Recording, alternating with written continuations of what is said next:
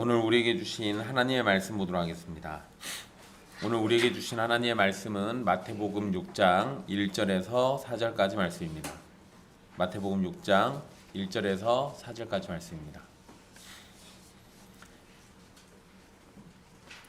귀하신 하나님의 말씀 받들어서 읽도록 하겠습니다. 사람에게 보이려고 그들 앞에서 너희 의를 행하지 않도록 주의하라. 그리하지 아니하면 하늘에 계신 너희 아버지께 상을 받지 못하느니라. 그러므로 구제할 때 외식하는 자가 사람에게서 영광을 받으려고 회당과 거리에서 하는 것 같이 너희 앞에 나팔을 불지 말라. 진실로 너희에게 이르노니 그들은 자기 상을 이미 받았느니라. 너는 구제할 때 오른손이 하는 것을 왼손이 모르게 하여 내 구제함을 은밀하게 하라. 은밀한 중에 보시는 너의 아버지께서 갚으시리라. 아멘. 이 말씀은 살아계신 하나님의 말씀입니다. 우리는 지난 시간까지 바리새인과 서기관들보다 나은 의가 무엇인지에 대해서 예수님의 가르침을 함께 살펴봤습니다. 총 6가지의 잘못된 해석이 있고 그것에 대해서 예수님은 올바른 하나님의 말씀과 의도가 무엇인지를 알려주셨습니다. 그리고 우리에게 하나님 아버지의 온전하심과 같이 우리도 온전하라는 말씀을 하셨고, 우리는 이 명령에 따라 하나님의 온전하심과 같이 온전한 백성이 되어야 합니다. 그런데 우리가 예수님의 말씀과 같이 온전하기 위해서는 사람의 힘으로는 할 수가 없습니다. 만약에 우리가 타락하지 않은 아담의 상태였다면 가능할 수도 있겠지만, 이미 우리는 아담의 타락을 유전으로 물려받은 타락한 존재이기 때문에 사람으로서는 할 수가 없습니다.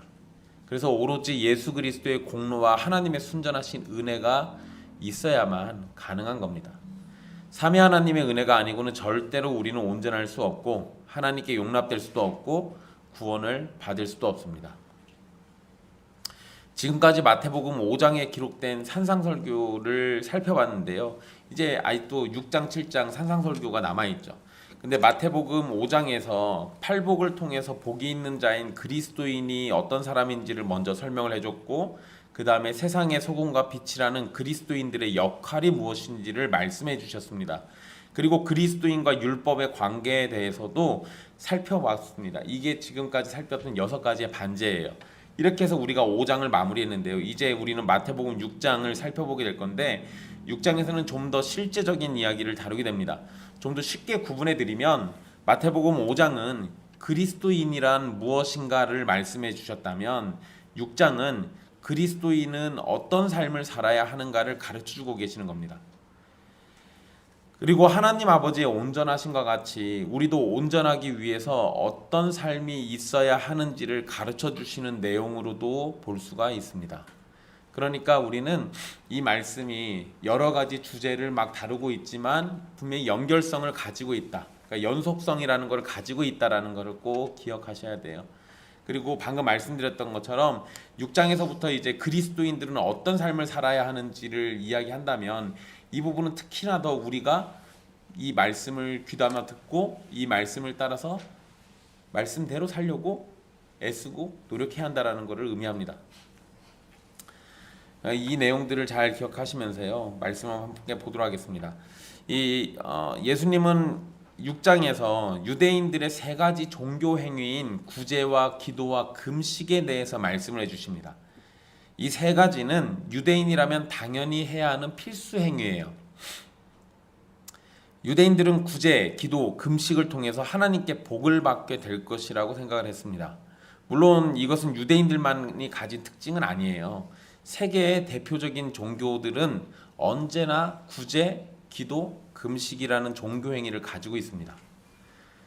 그러니까 구제하는 거, 기도하는 거, 금식, 이거 그냥 사실 그냥 단순히 생각해 보면, 뭐 기도는 당연히 신이라는 존재가 대상이 있으니까 누가 봐도 종교 행위죠. 근데 구제하는 것과 금식하는 거는 그냥 어떤 사람들의 어떤 행위로도 볼 수 있거든요. 그런데 이거를 다 모든 종교들이 가지고 있다는 얘기는 이것들이 어떤 종교적인 특성을 기본적으로 가지고 있다라는 것을 내포하고 있는 거예요. 그런데 물론 다른 종교들하고는 약간 차이가 있습니다. 다른 종교에서 구제, 기도, 금식을 말하는 것과는 성경이 말하는 것은 분명한 차이가 있는데요. 일단 다른 종교에서 구제, 기도, 금식은 모두가 공로적인 개념을 가지고 있습니다. 내가 그걸 하면 의가 되는 거예요. 내가 그걸 하면 의를 쌓는 겁니다. 내가 그걸 통해서 구원을 얻게 되는 거고, 내가 그걸 통해서 하나님 아니면 또는 어떤 절대자인 신에게 복을 받게 되는 거예요. 이슬람교에서 구제는 죄를 속죄하는 굉장히 중요한 수단입니다. 그래서 이슬람교는 구제를 참 잘해요. 여러분 혹시 우스갯소리로 그런 거 들어보셨나 모르겠어요. 그 석유 많이 나오는 데가 어디죠? 알래스카도 나오긴 하죠. 네. 여러분 그렇죠. 사우디아라비아 같은 그런 중동 국가의 거지들이 우리나라 대기업에서 일하는 사람보다 연봉이 셉니다. 그러니까 여기서 힘들게 일들 하지 마시고, 네, 제가 웃자고 한 소리가 아니 그 웃자고 한 소리죠. 이걸 진심으로 받아들이시면 안 돼요. 네. 근데 여러분 실제로 그래요. 실제로 중동 지역에서 그 큰 회사나 이런데 그런데 주변에 보면 거지들이 있어요. 근데 거지들이 1년에 벌어들이는 돈이 5천에서 억 단위랍니다. 우리나라 돈으로. 그게 왜 그러냐면 거지를 보면 이슬람교 사람들은 구제를 해줘야 돼요. 그게 나를 구원하는 길이에요. 그러니까 거지들이 돈 많은 사람들 주변에서 얼쩡거리는 겁니다. 그러면 그 사람들은 본인들의 구원을 위해서 구제하는 거고, 거지들은 그 돈을 받아가지고 부자가 되는 거고. 물론 그 나라에서 그 정도 돈이 부자는 아니에요. 어쨌든 그렇다라고 해요. 그러니까 이슬람교에서 구제는 죄를 속죄하는 중요한 수단으로 사용되니까 실제로 그런 일들이 벌어지는 겁니다. 또 천주교에서는 구제와 기도와 금식도 이 세 가지 모두가 죄를 씻는 데 유용한 수단으로 사용됩니다. 그래서 이 세 가지를 하면 연옥에 들어가서 받는 고통이 짧아진다라고 가르쳐줘요. 그러니까 연옥에서 많이 고통받고 싶지 않으면 어떻게 하라는 거예요? 구제하고 기도하고 그리고 금식도 하고 이렇게 하라는 겁니다. 이 세 가지를 열심히 하면 연옥에서의 삶이 짧아져요. 하지만 여러분 성경은 우리에게 이런 식의 구제와 기도와 금식을 가르치고 있지 않습니다. 먼저 1절에서 보시면 이 성경에서 가르쳐 주시는, 뭐 물론 다른 성경에도 많이 있지만 우리 예수님이 말씀하신 걸 중심으로 해가지고 살펴볼게요. 일단 1절에서 예수님은 구제와 기도와 금식에 관한 대원칙을 말씀해 주십니다. 사람에게 보이려고 그들 앞에서 너희 의를 행하지 않도록 주의하라. 사람에게 보이려고 의를 행해서는 안 된다라고 얘기합니다. 의는 하나님의 율법에 순종하는 행동으로 나타납니다. 그러니까 우리가 하나님의 의 또는 그리스도인의 의 이런 얘기를 할 때 그 의라는 게 뭐냐?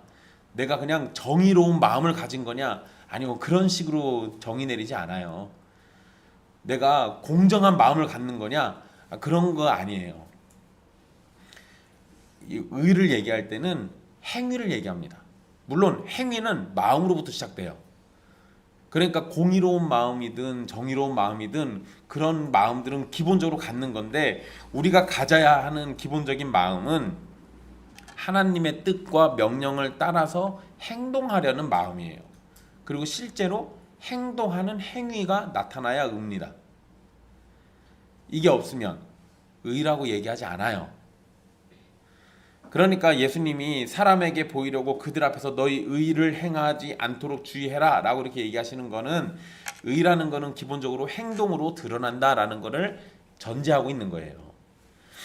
그러니까 의는 행해야 하는 건데 예수님은 사람들에게 보이려고는 하지 말라고 얘기해요. 사람들에게 보이려고. 이것이 구제와 기도와 금식에 대한 대원칙입니다. 사람에게 보이려고 하지는 말라는 거. 만약에 사람에게 보이려고 의를 행하면 예수님 뭐라고 말씀하세요? 그리하지 아니하면 하늘에 계신 너희 아버지께 상을 받지 못하느니라. 사람에게 보이려고 의를 행해버리면 하늘에 계신 아버지 하나님께 상을 받지는 못한답니다. 여러분 제가 옛길교회 개척하고 난 다음에 편지를 자주 받아요. 근데 편지 중엔 뭐 CBS나 CTS에 후원하라는 편지도 오고요. 그 다음에 우리 교단, 그러니까 지금 이제 우리 기장이죠. 기장에 신학교가 있잖아요. 신학교에 후원금을 내달라고 올 때도 있어요. 근데 후원금에 얼마를 하면 그 벽돌에다가 이름 새겨준다 뭐 이런 걸 해가지고 이렇게 옵니다. 그게 대부분 다 그런 게 와요. 어디든 후원을 하면. 근데 여러분 다른 데는 내가 모르겠는데 교회 기독교회에서 후원하면은 이름 새겨줄게요라고 하는 게 성경적이에요? 예수님 말씀 보세요. 사람에게 보이려고 하지 말래잖아요. 그러면은 내가 후원금 냈다고 벽돌에다가 내 이름 박아주는 게 그게 정상은 아니잖아요. 성경적이지 않은 겁니다. 그런데 왜 그런 걸로 사람들을 꼬실까요? 자랑하라는 거지. 너 돈 낸 거 자랑해라. 우리가 자랑하게 해줄게. 너 자랑할 수 있도록 내가 판 깔아줄게. 네 이름이 무궁토록 사람들에게 칭송받도록 만들어줄게. 이게 참 슬픈 거죠. 여러분 제가 처음에 신학교 간 데가 양평에 있는 신학교예요. 아세아 연합 신학대학교. 근데 거기 신학교에 도서관에 제가 처음에 입학했을 때는 없었는데요. 근데 그 방학 지나고 난 다음에 다시 학교 갔을 때 도서관 입구에 흉상이 붙어 있더라고요. 뭐야? 그러니까 이게 사람 모양을 동판으로 만들어 가지고 이렇게 사람 모양을 이렇게 붙여놨어요. 그리고 근데 그 사람이 그 당시 이사장이었는데 학교에 후원금을 많이 냈다고 그걸 거기다 붙여준 거예요. 근데 그것 때문에 학생들이 지나갈 때마다 욕을 하더라고요. 왜? 근데 여러분들은 잘 이해 못하실 수도 있는데요. 제가 만났던 아세아연합 신학대학교 학생들은 거의 천사들이에요.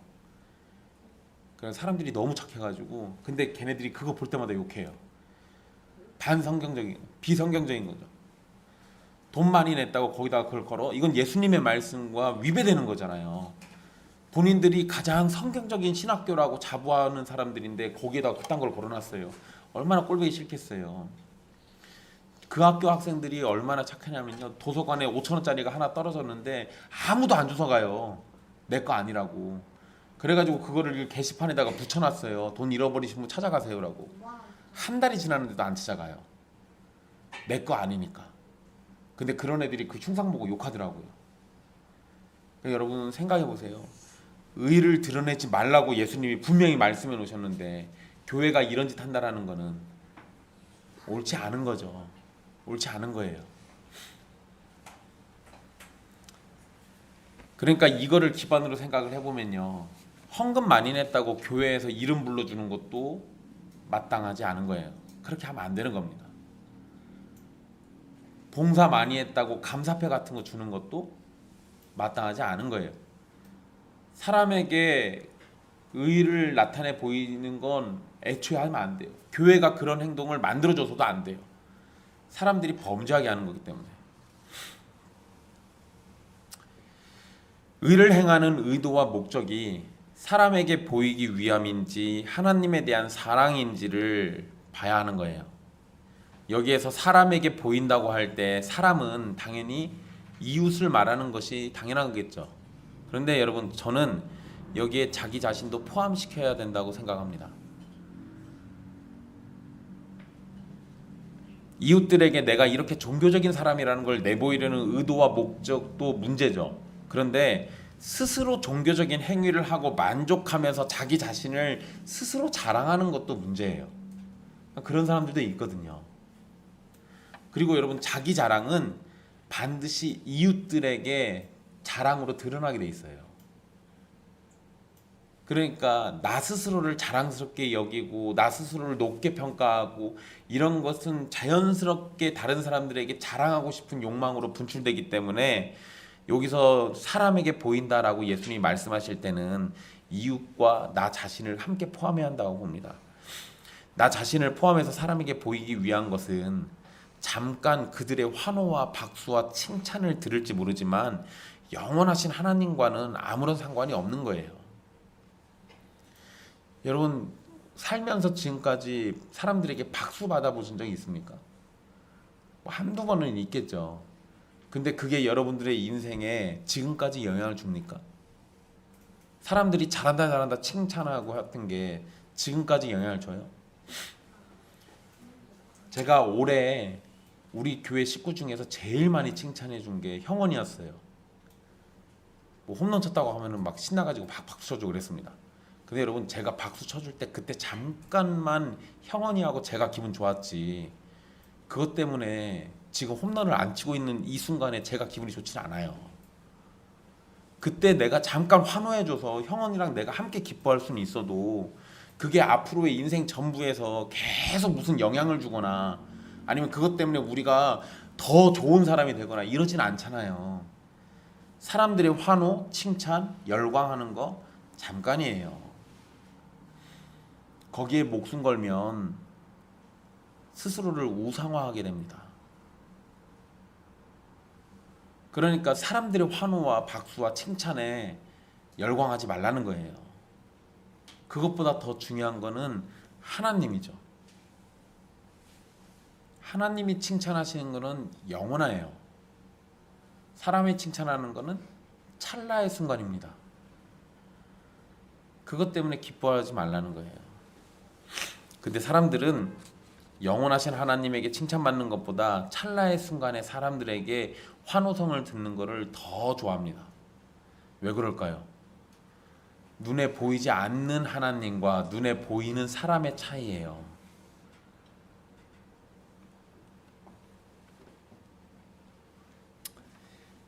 예수님은 사람에게 의를 보이지 않아야 할 것으로 이제 구제를 처음으로 언급을 하시는데요. 여러분, 이 구제는 구약 성경에서 많이 나옵니다. 구약 성경은 가난한 자, 과부, 고아, 그리고 나그네에 대해서 굉장히 많이 언급하고 있어요. 그리고 그들을 돌봐줘야 한다라고 얘기합니다. 이에 관해서 구약의 말씀을 몇 가지만 살펴볼게요. 일단 신명기 14장 28절로 29절에서는 3년마다 11조를 레위인들과 궁핍한 자들을 위해서 주도록 명령했습니다. 3년마다 11조를 누구하고 누구를 위해서요? 레위인하고 궁핍한 사람들을 위해서 줬어요. 그렇다는 얘기는 11조의 일부가 무엇을 위해서 썼다는 거예요? 구제를 위해서 썼다는 거예요. 구제를 위해서. 이게 굉장히 중요한 거예요. 또 출애굽기 23장 10절에서 11절을 보시면 안식년마다 7년마다 돌아오는 안식년에는 밭을 묵혀두고 가난한 사람들이 먹을 수 있도록 했습니다. 그러니까 안식년에는 밭을 내가 농사지면 안 돼요. 내버려둬요 그냥. 그러면은 그 밭을 통해 가지고 나오는 것들을 가난한 사람들이 그냥 갖다 먹습니다. 안식년의 제도도 구제를 위한 목적을 가지고 있어요. 또 신명기 15장 7절에서 11절도 안식년을 언급하는데요. 이 말씀에는 더 구체적으로 얘기합니다. 안식년에 궁핍한 형제를 악한 눈으로 바라보지 말고 그에게 필요한 것을 주고 아끼는 마음으로 주지 말고 넉넉하게 주라고 명령하고 있습니다. 그나마 여러분, 하나님이 사람의 본성을 무시해가지고 매년 그렇게 하라고는 얘기 안 해요. 그런데 적어도 딴 때는 몰라도 이 안식년만큼은 궁핍한 사람들을 악한 눈으로 보지 말고 줄 수 있는 한 넉넉하게 주라고 얘기해요. 안식년은 땅도 쉬고 사람도 쉬고 다 쉽니다. 근데 그 쉬는 기간 동안 하나님께 받은 은혜를 사람들에게 나누는 거예요. 그리고 그 다음 해부터 다시 또 하나님께 은혜 받아서 내가 먹고 살고 또 저축해가지고 또 가난한 사람들과 또 나누고 이걸 반복하는 거예요. 이게 하나님의 백성들에게 명령됐던 삶이에요. 또 레위기 19장 9절에서 10절 그리고 레위기 23장 22절에서는 밭을 수확할 때 귀퉁이는 남겨두고 가난한 사람들이 먹을 수 있도록 했습니다. 그래서 밭이 이렇게 있으면 내 귀퉁이나 이렇게 구석에 있는 건 일부분을 남겨둬요. 거기는 손대지 않습니다. 그러면 가난한 사람들이 거기 와서 거기를 자기들이 수확해가지고 갖다 먹어요. 또 땅에 떨어진 이삭도 줍지 않습니다. 그것도 가난한 사람들이 주워서 먹게 했어요. 그러니까 성경은 가난한 사람들, 형편이 어려운 사람들을 구제하고 돕는 일에 굉장히 여러 모양으로 명령하고 있습니다. 예수님 당시의 구제는 성전이나 회당에서 예배할 때 중요한 부분이었어요. 물론 여러분 방금 제가 읽어드렸던 그 말씀드렸던 이 성경 구절들이 예수님 당시에도 적용은 되는 거였습니다. 물론 적용은 해야 하지만 사람들이 그렇게 안 했어요. 그런데 이제 이 구제를 약간 형식을 달리 해가지고요, 회당에서 예배 드릴 때 구제를 위한 헌금을 따로 걷었습니다. 그러니까 예배 중에 그 행위가 있었어요. 성전에서 예배를 하든 회당에서 예배를 하든 예배 때는 항상 구제를 위한 헌금을 따로 걷습니다. 이거를 초대교회도 비슷하게 따라 했고요, 우리 종교개혁 전통에 있는 교회들도 예배 때 구제를 위한 헌금을 따로 받았어요. 그래가지고 보면 어떤 교회들은 이렇게 합니다. 오전에 걷어들이는 헌금은 교회의 살림을 위해서 하고요, 오후에 걷어들이는 헌금은 구제를 위해서 하기도 하고 그랬어요. 이런 식으로 구분을 졌습니다. 그러니까 구제를 위해서 돈을 모으는 걸 굉장히 중요하게 여겼던 거죠. 그런데 예수님 당시에는 그냥 그게 예배 중에 있었던 중요한 행위였어요. 그래서 사람들은 예배나 모임 가운데 구제를 했습니다. 그런데 문제는 그 구제를 하면서 뭐를 했다는 거예요? 자랑을 했어요. 허세를 부렸고 자기 이름을 알리는데 이용을 했습니다. 이게 문제라는 거예요. 예수님께서 2절에 보시면 외식하는 자라는 표현을 씁니다. 그러므로 구제할 때 외식하는 자가 이렇게 시작하는데요, 이 외식하는 자라는 말은 배우 또는 연기하는 사람을 의미합니다. 그러니까 사람들 앞에서 연기하는 것처럼, 연극하는 것처럼 진짜 속마음이 아닌 겉으로 다른 행동을 하는 것을 의미해요. 그게 외식하는 거예요. 또한 회당과 거리를 말씀하고 계시죠. 외식하는 자가 사람에게서 영광 받으려고 회당과 거리에서 하는 것 같이 이렇게 얘기하는데, 여러분 일반적으로 구제가 주로 행해지던 장소가 회당과 거리였습니다. 그러니까 회당과 거리에서는 원래 구제를 하는 장소였으니까 구제하는 게 이상한 건 아니에요. 그러니까 예수님이 지금 여기서 이 장소를 뭐라고 하신 게 아니에요. 그런데 문제는 그 다음이죠. 너희 앞에서 나팔을 불지 말라. 회당과 거리에서 사람들이 그렇게 한대요. 나팔을 분대요. 이게 문제라는 거예요. 보통 여러분, 저도 이전에는 그렇게 알고 있었습니다. 회당에서 큰 금액을 구제하면 이 사람들이 나팔을 불었을 것이다 라고 이렇게 생각을 했었어요. 그런데 지금까지 학자들이 연구한 내용으로 보면 이런 전통이나 문화에 대한 증거가 하나도 없습니다. 그러니까 뭐 헌금을 많이 냈다고 나팔을 불거나 이건 없다는 거예요. 그런데 대신에 제가 찾다 보니까요, 이런 표현이 있더라고요. 동전이 헌금함에 떨어질 때 울려 퍼지는 나팔 모양의 헌금함이 있었대요. 그러니까 나팔을 따로 불었던 게 아니라 헌금함에다가 동전을 땡그랑 떨어뜨리면은 그 소리가 나팔 소리처럼 이렇게 울려 퍼지게 만드는 헌금함이 있었다는 거예요. 그게 의도가 뭐겠어요? 얘 헌금 많이 했다라는 거 티나게 하려는 거 아니에요. 그러니까 그런 자료는 있어요. 근데 어쨌든 여러분, 나팔 부는 것에 대해서 정확한 근거는 알 수 없는데 예수님이 하신 말씀은 뭐냐면, 나팔 부는 것이 사람들에게 영광을 받으려고 하는 행위라는 것은 분명합니다.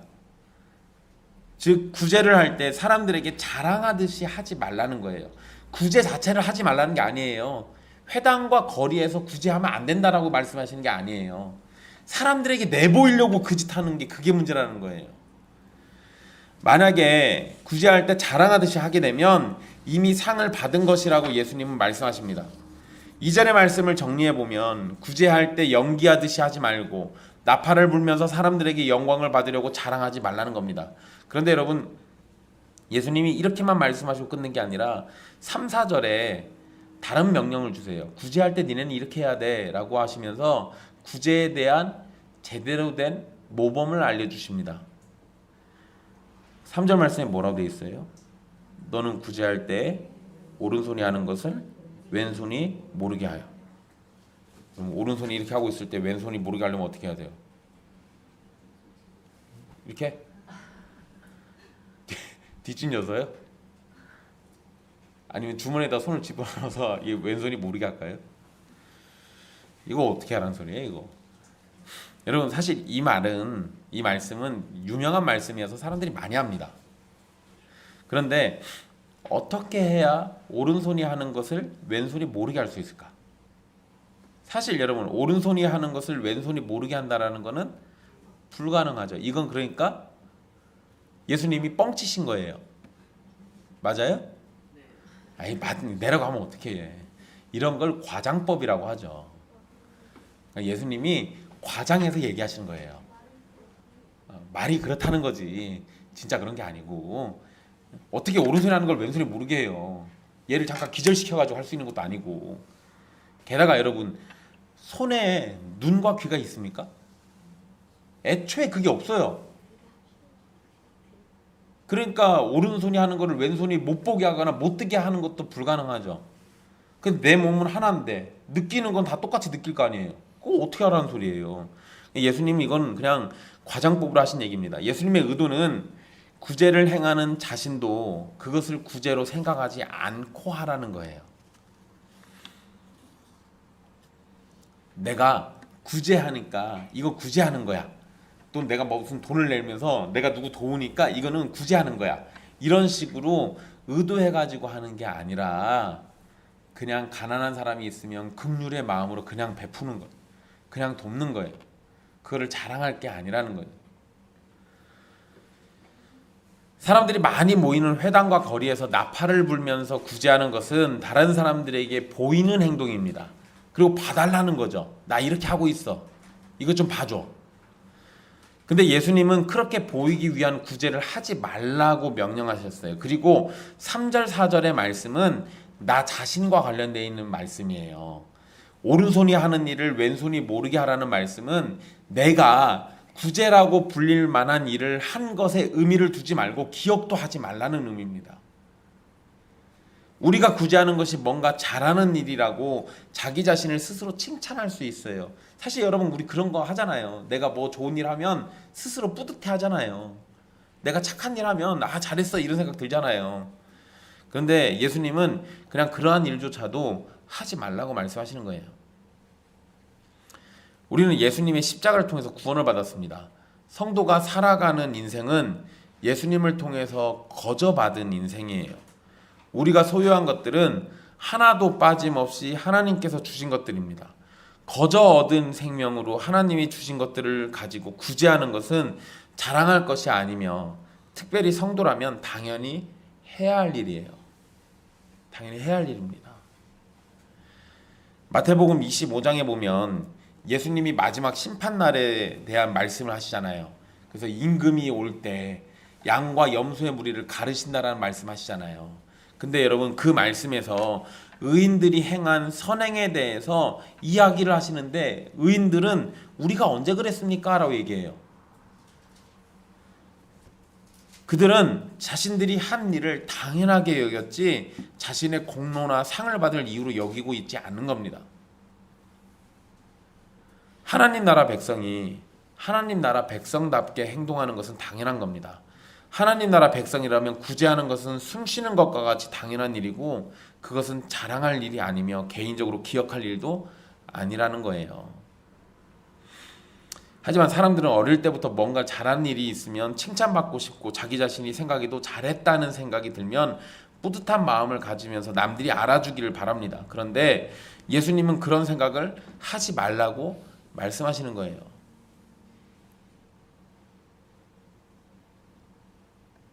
자기 자신을 포함해서 어떤 사람에게도 구제에 대해서 칭찬을 들을 생각을 하지 말고 칭찬 들을 일이라고도 생각하지 마십시오. 오히려 그렇게 우리가 구제를 생활의 일부분으로 할 때 우리는 은밀한 가운데서도 보시는 아버지 하나님께서 다 갚아주신다는 것을 기억해야 하는 겁니다. 은밀하게 구제하면 은밀한 중에 보시는 하나님께서 갚으실 거다라고 4절 말씀에 써 있어요. 우리가 은밀하게 구제를 해도 은밀한 중에 보시는 모든 것을 보시는 하나님께서 계시고 하나님은 그런 구제에 대해서 갚아주실 겁니다. 하나님께서 구제를 갚아주실 때 그것을 우리 모르게 갚으시진 않을 거예요. 여러분 말씀을 잘 보세요. 4절에 표현이 그래요. 구제함을 은밀하게 하래요. 그죠? 그러면은 구제한 거를 남들에게 알리지 않은 거예요. 그런데 은밀한 중에 보고 있는 하나님이 계시는데 이 하나님이 은밀하게 갚으신다고 되어 있습니까? 아니면 그냥 갚으신다고 되어 있습니까? 그냥 갚으신다고 되어 있어요. 은밀하기란 말이 없어요. 우리는 은밀히 행해도 하나님은 대놓고 갚아주실 거예요. 우리는 은밀하게 했어도 하나님은 다 알고 있으셔서 잊지 않으시고 그것을 반드시 갚아주실 거예요. 그거를 얘기하는 겁니다.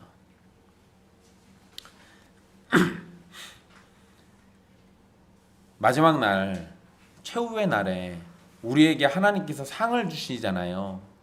근데 그 상 주실 때 우리가 한 행위들에 대해서 보상해 주시는 겁니다. 믿음의 행위들, 그리스도 안에서 행한 일들, 그것에 대해서 우리에게 보상해 주실 거예요. 그런데 여러분, 마지막 날이 최후의 심판 날, 어느 성경에 나와 있는 최후의 날에 대한 말씀들을 살펴봐도요, 하나님이 우리에게 상 주실 때 조용히 따로 불러가지고 그렇게 주신다는 표현이 없어요. 마지막 날에 상 주시는 걸 생각해 보면 하나님은 우리가 은밀한 중에 하는 구제를 공개적으로 온 천하에 알리시면서 갚으실 겁니다. 어떠한 보상을 생각하는 것이 아니라 당연한 일로 여기지만 하나님은 그러한 일을 그냥 지나치지 않고 상을 주실 거예요. 그러니까 여러분, 이 땅에서 구제하는 일에 게으르지 마십시오. 사람에게 내보이려고 하지 마시고 여러분들이 숨쉬듯이 구제를 하십시오. 그러면 하나님께서 갚으실 거예요. 여러분, 잠언 19장 17절 말씀이 있는데요. 제가 읽어드릴게요. 가난한 자를 불쌍히 여기는 것은 여호와께 꾸어드리는 것이니 그의 선행을 그에게 갚아주시리라. 주님은 구제하는 것을 당연히 여기라 하시면서도 주님께서 그것을 갚아주신다는 보상의 말씀도 해주시고 계십니다.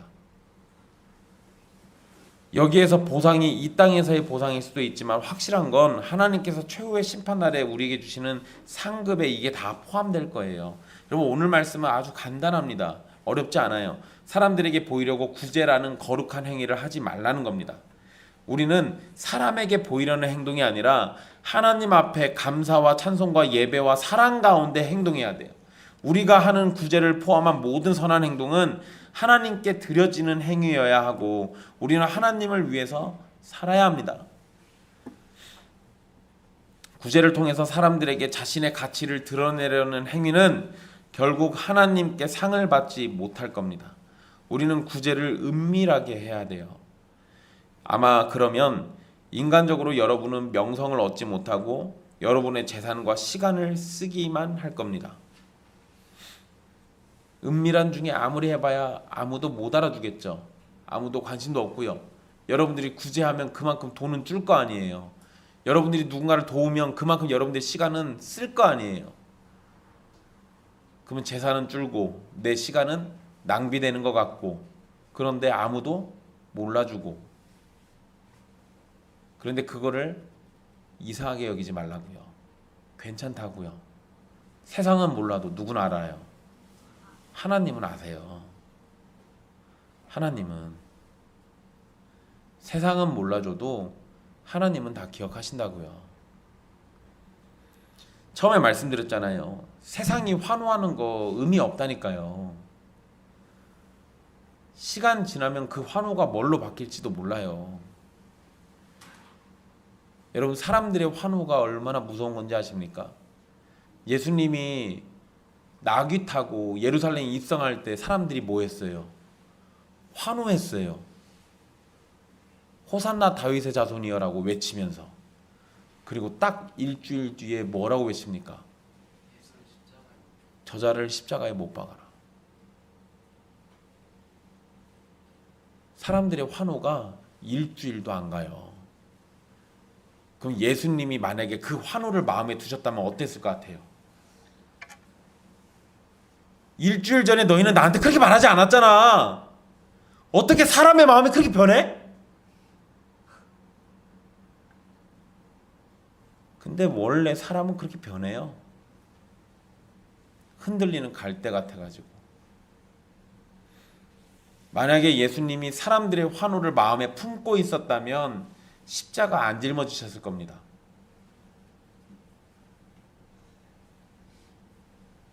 예수님이 죽는 그 순간에 환호하던 그들은 다 어디로 갔어요? 다 사라졌어요. 쫓아다니던 제자들도 요한 빼고 다 도망갔습니다. 예수님의 십자가 앞에서는 예수님을 저주하는 사람들만 있었어요. 만약에 예수님이 사람들의 환호에 반응하고 그것을 기억하고 그렇게 하셨다면 십자가에 계속 매달려 계셨겠어요? 아니면 뛰어내리셨겠어요? 저꼴 보기 싫어가지고라도 뛰어내리셨겠지. 예수님의 관심은 사람들의 환호에 있지 않았어요. 사람들은 몰라줘도 하나님의 뜻이 거기 있으니까 사람들이 환호하고 박수치는 것과 상관없이 십자가에 계셨다고요. 우리가 예수 그리스도에게 은혜 입어서 그의 이름으로 구원받은 사람이라면 우리도 예수님처럼 그렇게 사는 게 맞아요. 사람들의 환호에 열광하지 말고 하나님의 뜻대로 사는데 열광하는 거예요. 나 스스로가. 그게 마땅한 거니까.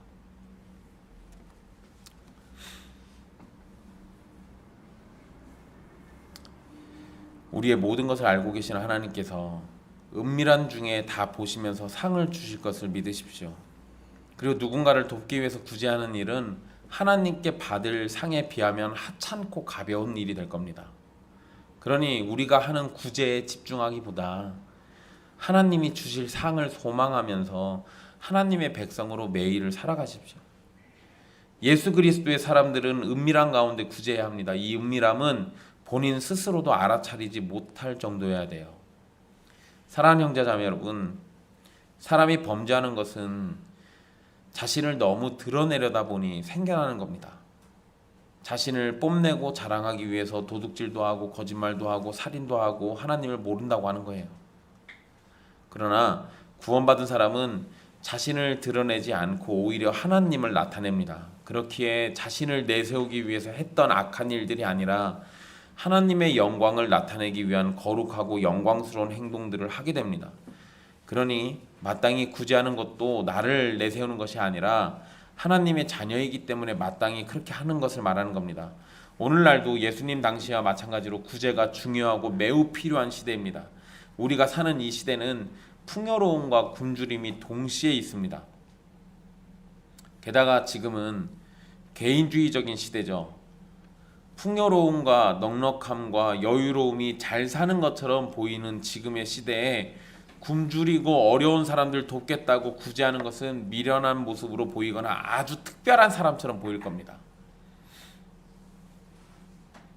만약에 여러분들이 지금 누군가를 돕는다고 선행을 베풀고 있으면 주변에 있는 사람들은 여러분 보고 너나 잘 살지 누굴 돕냐고 이런 소리 할 수도 있어요.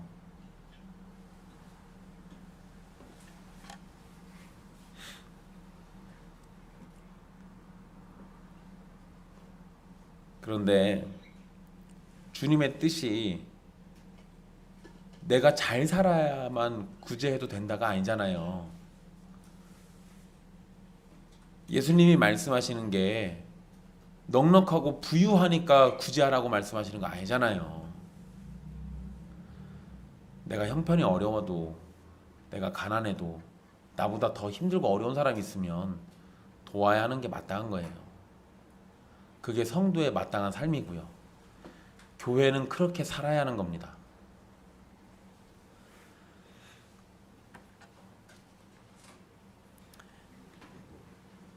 지금 시대 이야기해드렸죠. 지금 시대는 굉장히 풍요로워요. 빚을 내서라도 넉넉하게 잘 사는 모습을 보여줘야 사람들에게 뭔가 있어 보이는 것처럼 내비쳐집니다. 또 내가 잘 사는 것처럼 내비쳐져요. 돈이 없어도 빚이 있어도 어디 캠핑은 가야 하고 돈이 없어도 어디 가서 비싼 건 먹어야 하고 비싼 데 가서 뭐 먹으면서 사진도 찍어야 하고 그걸로 사람들한테 자랑도 해야 하고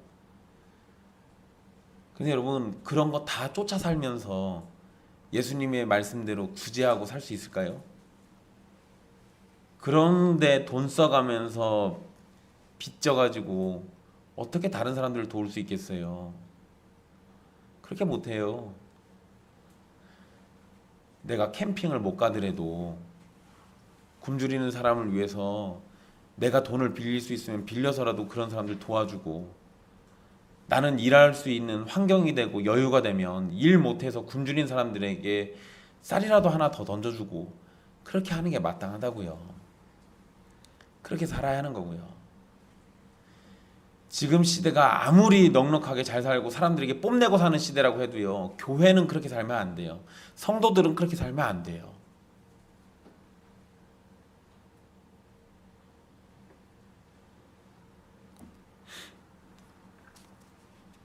예수 그리스도의 이름으로 불리는 성도들은 하나님께서 우리의 생명을 위해 모든 것을 내어주신 것처럼 다른 사람을 돕기 위해서 넉넉한 마음으로 살아야 합니다. 주님께서 내 구제함을 은밀하게 하라라고 말씀하신 것을 잘 기억하십시오. 여러분이 지금 숨 쉬고 있지만 옆에 있는 사람이 여러분의 숨소리를 의식하진 않습니다. 은밀하게 하고 있으니까 그래요. 또한 여러분도 여러분의 숨소리를 의식하면서 살지 않습니다. 왜요? 그냥 은밀하게 하고 있으니까 그래요. 무의식 중에 우리는 숨을 쉬고 있는 거죠.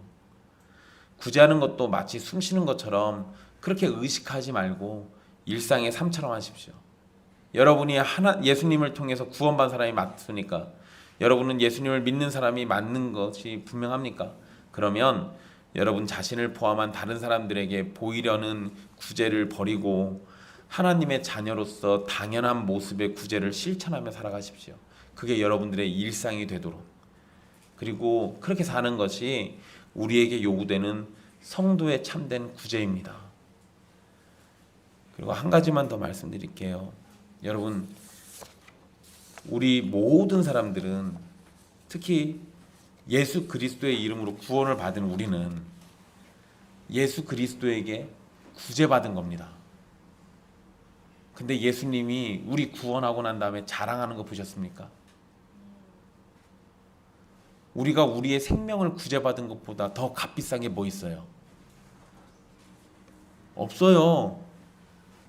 천하를 얻고도 생명을 잃으면 아무짝에 쓸모없는데 우리는 그 생명을 예수님의 이름으로 얻은 거잖아요. 근데 예수님은 우리 구원했다고 어디서 자랑하시지 않았어요. 우리를 위해서 자기 생명 내던졌다고 어디서 자랑하시지 않았습니다.